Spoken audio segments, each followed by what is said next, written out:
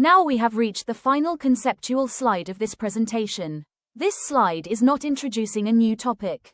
Instead, it brings together everything we have learned so far. Notice the picture on the slide.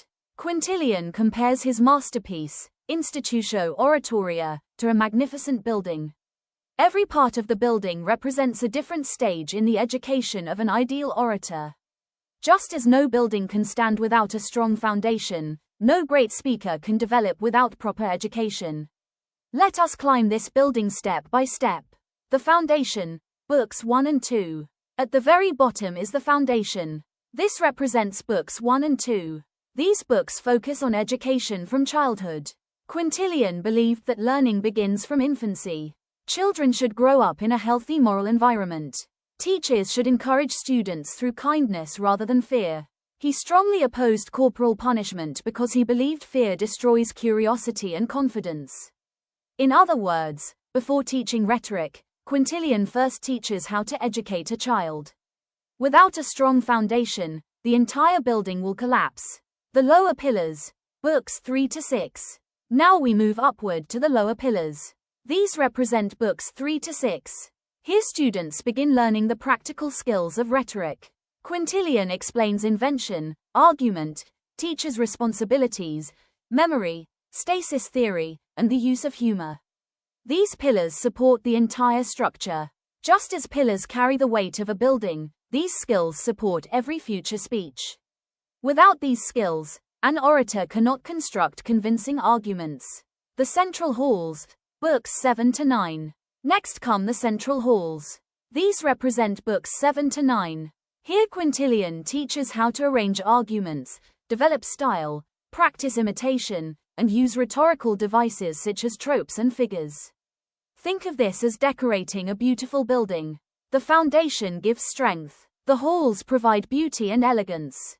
Similarly, arrangement and style transform ordinary speaking into powerful oratory. This is where students learn not only what to say, but how to say it beautifully. The Great Library, Book 10. Now we arrive at the center of the building. This is the Great Library, representing Book 10. Book 10 is entirely devoted to literary criticism and reading. Quintilian introduces students to the greatest Greek and Roman authors. He compares Homer and Virgil, Demosthenes and Cicero, Euripides and other great writers. His message is simple. A great speaker must also be a great reader. Reading excellent literature helps students improve their language, imagination, and judgment. That is why this part of the building is called a library.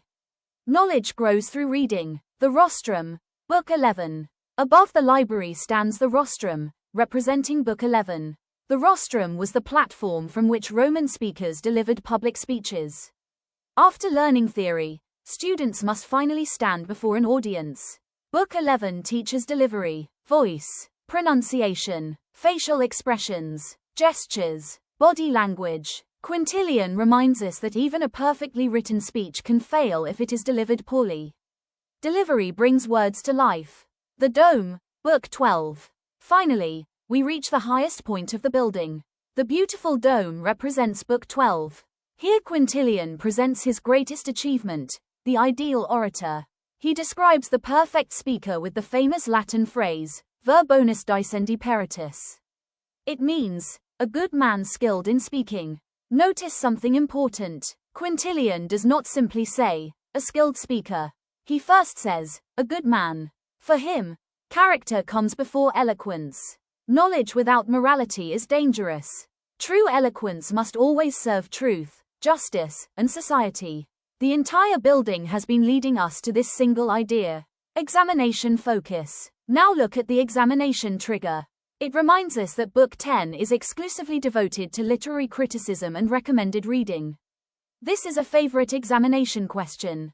If asked, which book of Institutio Oratoria deals entirely with literary criticism and reading lists? The correct answer is, Book 10. Conclusion. This final architectural diagram beautifully summarizes Quintilian's entire educational philosophy. The journey begins with childhood education in Books 1 and 2. It continues through the fundamental principles of rhetoric in Books 3 to 6. Students then master style and arrangement in Books 7 to 9. Book 10 develops the mind through great literature. Book 11 teaches the art of effective delivery. Finally, Book 12 completes the journey by creating the ideal orator, a good person who speaks with wisdom, integrity, and eloquence. This is Quintilian's greatest message. The purpose of education is not merely to produce an excellent speaker, but to produce an excellent human being whose words benefit society. Now we have reached the final comparison slide of our presentation. Until now, we have studied Quintilian in detail. But one important examination question is this: how is Quintilian different from other great classical critics? This slide answers that question. It compares four giants of classical literary and rhetorical criticism: Quintilian, Cicero, Aristotle, and Longinus. Although all four studied rhetoric, each had a different goal. Let us compare them one by one. Quintilian. Education creates the ideal moral speaker. Let us begin with Quintilian. His primary focus was not simply rhetoric. His focus was an entire educational system. He wanted to educate a child from infancy until adulthood and produce what he called the ideal orator. But who is this ideal orator? Quintilian answers with the famous phrase, ver bonus dicendi peritus. It means, a good man skilled in speaking. Notice the order. First, the person must be morally good. Only then should that person become an excellent speaker. For Quintilian, character is more important than talent. His core values are moral discipline and atticism. He admired clear, balanced, elegant speech instead of flashy language. Think of Quintilian as a teacher who says, before you become a great speaker, become a great human being. That is his unique contribution. Cicero, the ideal statesman. Now let us compare Quintilian with Cicero. Cicero's main concern was the ideal statesman. He imagined an educated political leader who could guide the Roman Republic. Unlike Quintilian, Cicero did not write a complete educational program beginning in childhood. Instead, he concentrated on public life. His ideal speaker was a cultured philosopher who possessed wide knowledge of politics, history, philosophy, and law. One important word associated with Cicero is copia. Copia means abundance. A great speaker should have an abundance of vocabulary, ideas, illustrations, and expressions. Imagine two speakers. One knows only a few words. The other can explain the same idea in many beautiful ways. Cicero would admire the second speaker. So, if Quintilian emphasizes moral education, Cicero emphasizes richness, flexibility, and artistic expression. Aristotle, the master of logic. Next comes Aristotle. Aristotle's approach is very different. His primary concern is logical proof. He studies rhetoric almost like a science. His ideal speaker is a rational thinker. Instead of asking, is the speaker morally perfect? Aristotle asks, is the argument convincing? He carefully analyzes persuasion using three famous appeals: logos, logical reasoning; ethos, the credibility of the speaker; pathos, the emotions of the audience. These three appeals form the foundation of rhetorical theory even today. Think of a lawyer presenting evidence in court. Aristotle would examine how logical the argument is. Quintilian would ask an additional question: is this lawyer also an honest and virtuous person? That is the difference. Aristotle focuses on persuasion. Quintilian combines persuasion with morality. Longinus, the critic of the sublime. Finally, we come to Longinus. Longinus is famous for his work on the sublime. His primary concern is emotional elevation. He wants literature to lift readers beyond ordinary experience. His ideal writer is not simply intelligent. His ideal writer possesses transporting genius. When we read truly sublime literature, we feel inspired, amazed, and emotionally elevated. Longinus calls this experience sublimity. Imagine reading a beautiful passage that gives you goosebumps, or listening to a speech that fills you with awe and wonder. That emotional experience is what Longinus values most. Unlike Aristotle, who emphasizes logic, or Quintilian, who emphasizes morality, Longinus emphasizes greatness and emotional power. Bringing the four critics together. Now let us compare all four critics in one simple way. If someone asks, what is the most important thing according to each thinker? The answers are very easy. Quintilian says, become a morally good speaker. Cicero says, become a wise and cultured statesman. Aristotle says, construct logical and persuasive arguments. Longinus says, create sublime works that elevate the human spirit. All four value rhetoric, but each defines excellence differently.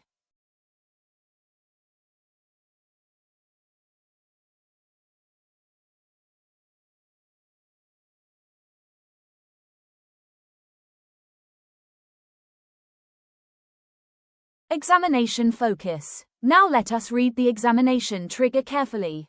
It says, unlike Aristotle's pure logic or Longinus's ecstasy, Quintilian's ultimate criterion is absolute moral virtue. This single sentence summarizes the whole comparison. In competitive examinations, students are often asked, what makes Quintilian unique among classical rhetoricians? The answer is simple. His final standard is not logic alone. It is not emotional greatness alone. It is not political success alone. His highest standard is moral character. For Quintilian, the best speaker is always the best human being. To remember these four thinkers, imagine four different teachers. Quintilian says, be a good person. Cicero says, be a cultured leader. Aristotle says, think logically. Longinus says, inspire greatness. All remember this simple formula. Quintilian, character. Cicero, culture. Aristotle, logic. Longinus, sublimity. Conclusion. This final comparison helps us understand why Quintilian occupies a unique place in literary criticism and rhetoric. Cicero admired the eloquent statesman.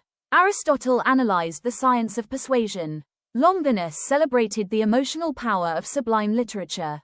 But Quintilian united education, rhetoric, ethics, and literary criticism into one complete philosophy. His greatest contribution was the belief that true eloquence cannot exist without moral excellence. That is why his famous definition of the ideal orator remains one of the most influential ideas in the entire history of classical literary criticism. A good person skilled in speaking. Q. Now we come to the final historical chapter in the story of Quintilian. Up to this point, we have studied his life, his ideas, and his masterpiece, Institutio Oratoria. But here is an interesting question. If Quintilian lived in the 1st century CE, how did his ideas influence writers who lived more than 1,000 years later? The answer lies in the remarkable story shown on this slide. It is the story of a lost book, an extraordinary discovery, and a revolution in education. Let us understand it step by step. A great book was lost. After the fall of the Roman Empire, many classical books disappeared. Libraries were destroyed, wars were fought, ancient manuscripts were neglected. As a result, many important works of Greek and Roman literature were either damaged or completely lost. The same happened to Quintilian's Institutio Oratoria.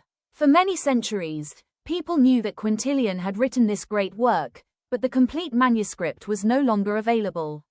It was almost forgotten. Imagine writing a world-famous book that disappears for nearly 1,000 years. That was Quintilian's fate. The rediscovery. Now comes the turning point. The slide tells us that in 1416, the complete manuscript of Institutio Oratoria was rediscovered. This happened during the Renaissance.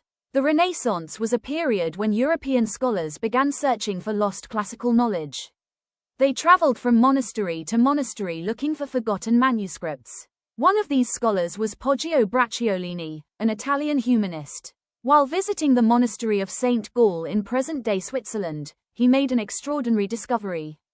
He found the complete manuscript of Quintilian's Institutio Oratoria. Think of an archaeologist discovering a lost treasure after centuries. That is exactly what this discovery meant for the world of education. A masterpiece that had almost disappeared suddenly returned to life. Why was this discovery so important? Now let us ask an important question. Why did this discovery matter so much? The answer is simple. Quintilian's work contained a complete system of education. It explained how to educate children, how to train speakers, how to develop moral character, how to appreciate literature, how to become an ideal citizen. These ideas perfectly matched the ideals of Renaissance humanism. Humanists believed education should develop the whole person, not merely teach facts. Quintilian became one of the greatest guides.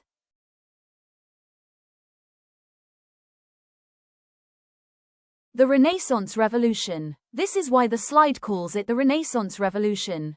The rediscovery of Institutio Oratoria changed European education. Teachers once again began reading Quintilian. Schools adopted many of his educational principles. Students were encouraged to study classical literature.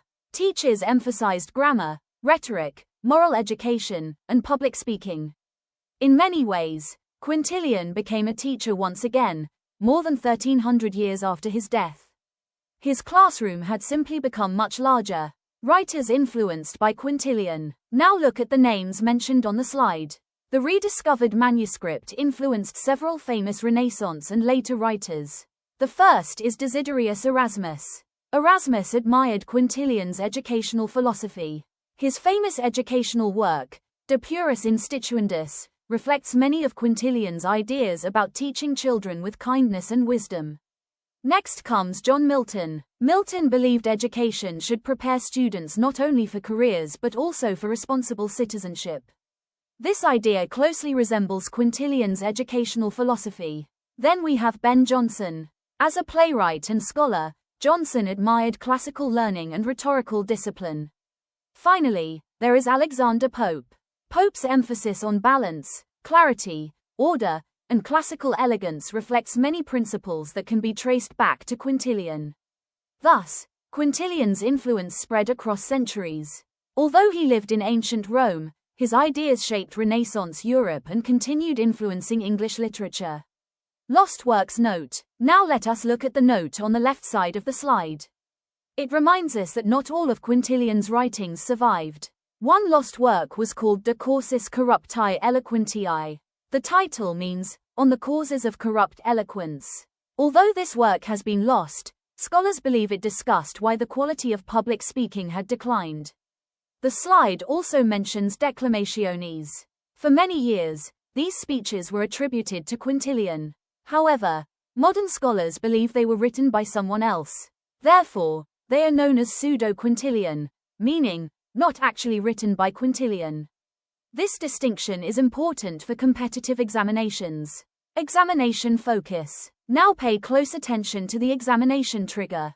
A favorite question is, who rediscovered the complete manuscript of Institutio Oratoria? The answer is, Poggio Bracciolini. Another question is, when was it rediscovered? 1416. Another question, where was it discovered? The monastery of St. Gall in Switzerland. These three facts are frequently asked together. Remember them as one set. Who? Poggio Bracciolini. When? 1416. Where? St. Gall Monastery. Here is a simple memory trick. Think of three words beginning with the letter R. Rediscovered. Renaissance. Revived. The manuscript was rediscovered during the Renaissance, and Quintilian's educational ideas were revived across Europe. Conclusion. This slide teaches us that great ideas never truly disappear. Although Quintilian's masterpiece remained hidden for centuries, its rediscovery transformed Renaissance education and literary criticism. Through the efforts of Poggio Bracciolini, Institutio Oratoria once again became one of the world's greatest educational books. Its influence extended to Erasmus, Milton, Ben Jonson, Alexander Pope, and countless teachers and scholars. The remarkable journey of this manuscript reminds us that knowledge can survive the passage of time, waiting for the right generation to rediscover its value. That is why Quintilian is remembered not only as one of ancient Rome's greatest teachers but also as one of the most enduring educational thinkers in the history of Western literature.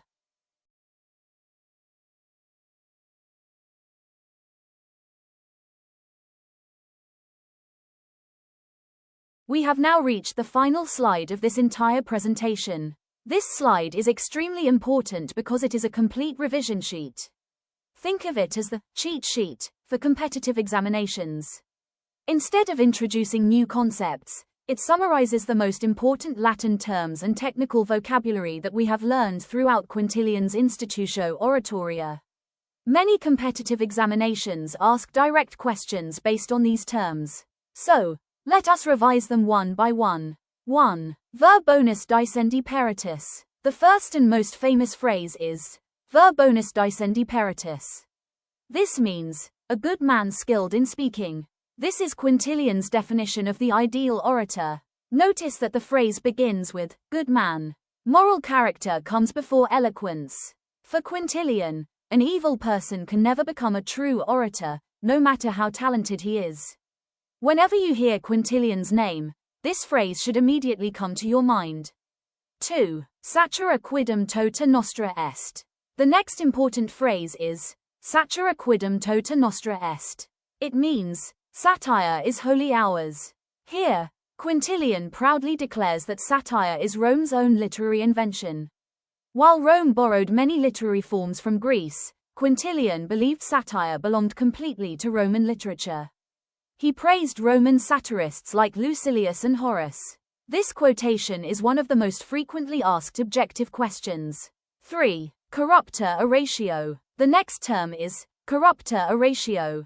It means corrupt or degenerate style. Quintilian used this expression mainly to criticize the style of Seneca the Younger. According to Quintilian, Seneca's writing was too flashy, too fragmented, and too dependent on clever one-line sayings. Young students admired this style and began imitating it. Quintilian feared that such imitation would damage good rhetoric. So whenever you hear corrupta oratio, immediately remember Seneca's flashy style. 4. Facilitas. The next word is facilitas. This means ready fluency or spontaneous brilliance. It is the highest stage of rhetorical training. At this level, the speaker no longer struggles to find words. Ideas flow naturally. Imagine a skilled musician performing without looking at the notes, or an experienced teacher answering unexpected questions confidently. That effortless excellence is facilitas. 5. Tropus versus figura. Now we come to an important technical distinction. Tropus means trope. Figura means figure. Students often confuse these two terms. The easiest way to remember them is this. A trope changes the meaning of words. For example, metaphor, irony, hyperbole. A figure changes the arrangement of words without changing their basic meaning. For example, anaphora, antithesis, hyperbaton. Here is a simple memory trick. Trope changes meaning, figure changes structure. 6. Suasoriae and controversia. The next pair of terms is suasoriae and controversia. These were practice speeches used in Roman rhetorical schools. Suasoriae were deliberative exercises. Students advised historical or mythical characters about future decisions. For example, should Alexander the Great cross into Asia? Students had to argue either for or against the decision. Controversia were forensic exercises. Students argued imaginary court cases. For example, they defended or prosecuted someone before an audience. Together, these exercises trained students for public life. 7. Atticism versus Asianism. Next comes another favorite examination topic. Atticism versus Asianism. Atticism represents clear, balanced, restrained, and elegant speaking. This is the style Quintilian admired. Asianism represents highly ornamental, emotional, dramatic, and elaborate language. Quintilian believed excessive ornament often weakens genuine persuasion. A simple way to remember this is Atticism equals simplicity. Asianism equals decoration. 8. Status or stasis theory. The final technical term is status, also called stasis theory. This theory helps identify the exact point of disagreement in a legal case. Before arguing, a lawyer should first ask, did the act actually happen? If yes, what exactly was the act? Was it justified? Does this court even have authority to hear the case? Only after identifying the correct point of dispute should the speaker begin arguing.